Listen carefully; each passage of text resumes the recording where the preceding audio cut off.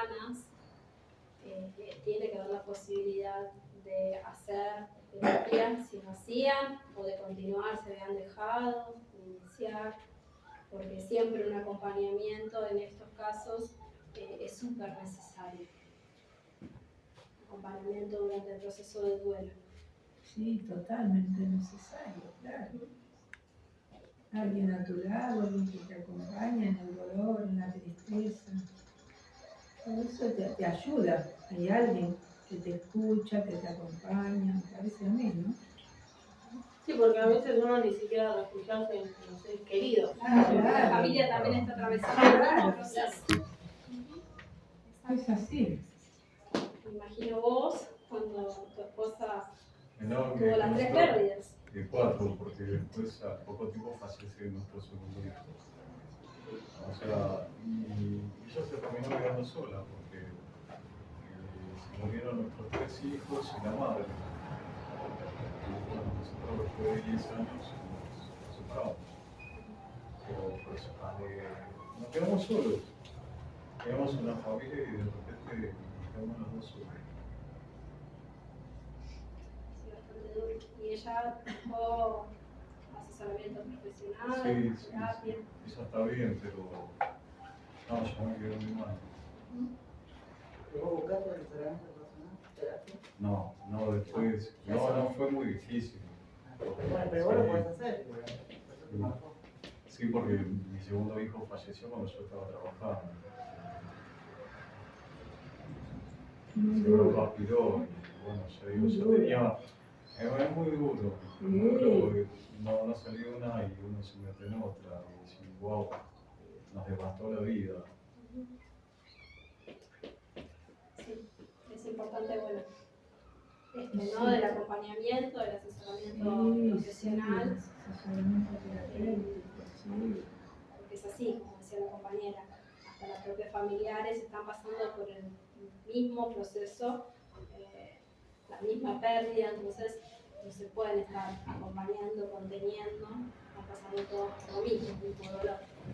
Solo tiene que ser una externa para poder darle ayuda. Claro, porque sabes que no te va a juzgar, aparte vos hablas de la Aparte, mente, es lo mejor que hay la para familia también se busca el apoyo, pero como es algo tan subjetivo, entonces cada uno tiene su distintos tiempos, y por ahí el tiempo de la otra persona no condice con el tiempo de uno, y ahí empiezan los roces. Sí, o no se atraviesa de la misma manera. Claro, pasa mucho. Sí. Por ejemplo, el compañero de mi marido, él perdió un hijo, en otros, que perdió un hijo, y él siempre le manifiesta, así como cuenta, se acuerda de su hijo. Dice, si yo no tuviera los otros hijos, yo ya se lo tenía, porque sin ese hijo, como que le falta, él no se siente completo. Falta, porque siempre para las fechas específicas, cumpleaños, fiestas de Navidad, viene sufrimiento. Y todo se realiza. Sí, se revive el dolor. Aparte, profe, a veces el ser querido no pasa el duelo de la misma manera que uno. Por ejemplo, yo cuando mi papá murió quería hablar todo el tiempo de mi papá y de su vida, porque era una manera de traerlo a mi mamá. En mi caso no se lo podía nombrar a mi papá. Claro, ellas se resguardaban en el silencio. Claro. Bueno, por eso de cada uno le pega. Por eso te decía, cada uno, por ahí uno busca el apoyo en la familia, pero cuando no se conocen los mismos sentimientos, entonces hay como esas afecciones, ese choque y esa comprensión. Por ahí estas etapas se atenuan más y tardan más en procesar. Pero siempre uno va a buscar la ayuda terapéutica. Siempre está bueno. Sí, recién me acordaba de lo que decía acá la compañera. Hay una psicóloga que a mí me gusta mucho, que cuando estuvo en la Feria del Libro acá en mayo fui a verla. ¿Cuál, profe? Lorena Prosky se llama. Presentaba el último libro que se llama No amarás. Tiene otros que se llaman Despierta, otro que se llama Rota se camina igual. Y ella empezó a escribir a causa del fallecimiento de su papá. Bueno, hizo, creo que son 4 libros hasta ahora. Y por el uno, son como relatos, poemas. Y el uno se llama Cállate la boca, mamá. La mamá, cuando no sé si fue 2 o 3 años del fallecimiento del papá, publicó una foto en las redes sociales y le puso siempre nuestros recuerdos.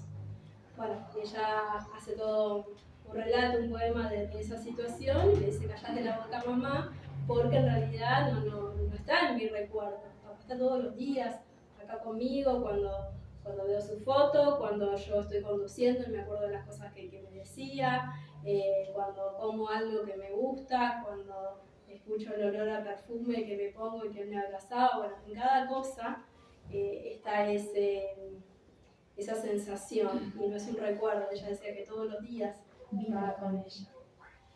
Así que me recordé cuando ella quería hablar y no es un recuerdo. Pero bueno, esto, ¿no? Cada uno lo vive de diferente manera, no es subjetivo, digamos. El dolor y cómo lo procesa cada uno, cómo lo va llevando, como se diría, cómo se puede. Cada uno lo hace como puede, como le sale. Sí, ¿me vas a decir algo? Sí, a mi abuela le tocó, por ejemplo. Mi abuelo y mi abuela solamente cuando perdieron a mi tía. Era su hijo menor. La gente por ahí en la calle me dice, qué fuerte que es tu abuela, dice, cómo se la veía entera, con muscular. Y la verdad es que yo lo único que atinaba de esa gente es que la recesión se llevaba por la puerta. Porque es verdad.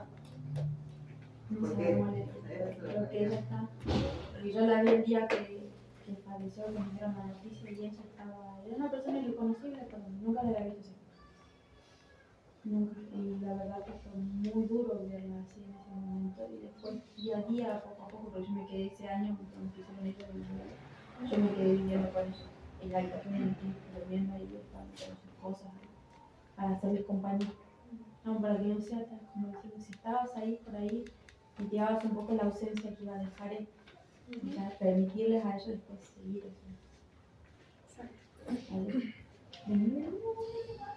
Bueno, vamos a tratar de terminar.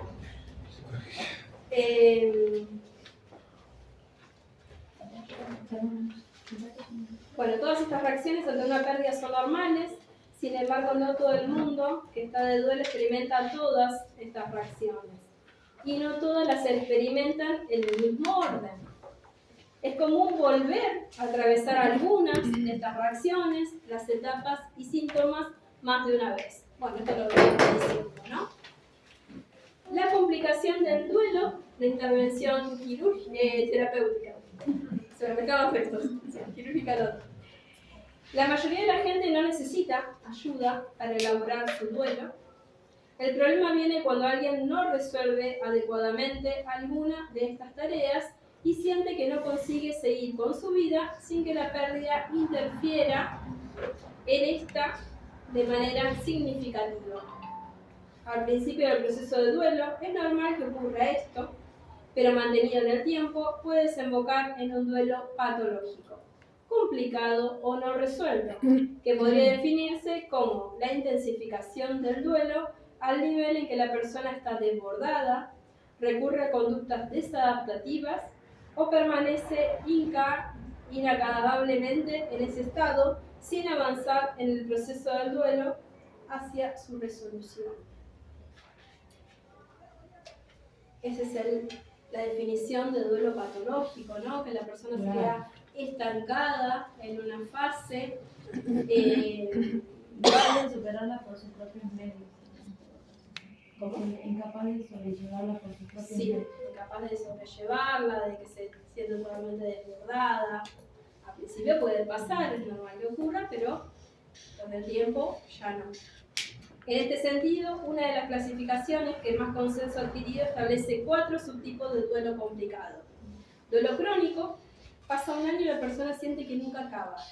No termina de amoldarse a su nueva vida y sigue sin aceptar el dolor, la angustia o la ansiedad que siente al recordar la pérdida. La persona se detiene en alguna de las tareas descritas anteriormente sin llegar a su finalización. Duelo retrasado o pospuesto: tras la pérdida, la persona experimenta ciertas emociones, pero no todas las que existían, o con su verdadera intensidad, y pasado un tiempo, vuelve a experimentar una fuerte carga emocional ante algún acontecimiento que reabre la herida. Si por alguna situación, no sé, se encuentra con una persona que también estaba atravesando un duelo o ve un accidente, digamos, se topa con alguna situación o algún acontecimiento y como que reabre esta herida y vuelve a las fases del duelo. Por eso se llama duelo retrasado pospuesto. No hizo todo el duelo. Se quedó en alguna fase, Claro. se topó con algún acontecimiento y volvió a reabrir esa herida. Duelo exagerado. Como la clase de psicología.